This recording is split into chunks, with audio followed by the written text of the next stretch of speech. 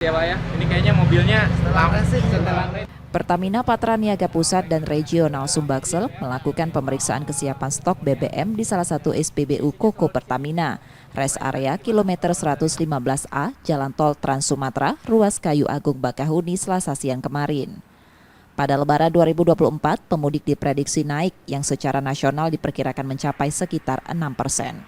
Langkah kesiapan infrastruktur, Pertamina menyiagakan 10 terminal BBM, 2 terminal LPG, 688 SPBU, 56 SPBE, 491 agen LPG, dan 6 DPPU.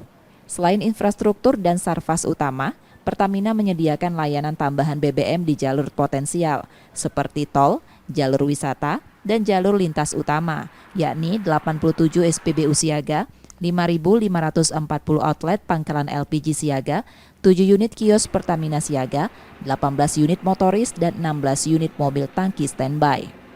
Pada wilayah Lampung, layanan tambahan yang disiagakan diantaranya 10 SPBU di jalur tol Trans Sumatera, 3 unit kios, 7 SPBU kantong, serta terdapat 16 unit motoris atau Pertamina Delivery Service.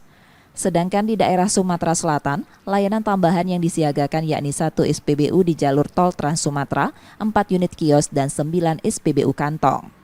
puncak di mana kemungkinan kita mencapai sekitar berapa persen Pak? 60% untuk gasolin. Tapi jangan khawatir karena secara stok kita aman. Coverage days kita bisa mencapai lebih dari 10 hari mungkin ya. 10 hari, kemudian di SPBU juga kita siapkan. Kalau misalkan kita lihat kan di SPBU ini misalkan nanti ada antrian atau mungkin ada volume kendaraan yang berlebih, kita nanti siapkan mobil kantong, SPBU kantong istilahnya, untuk menambah kapasitas inventory BBM di setiap SPBU. Pertamina juga membentuk Satgas sejak 25 Maret yang akan bertugas sampai 21 April 2024 mendatang. Perkiraan lonjakan pemudik akan terjadi pada 6 April 2024 mendatang.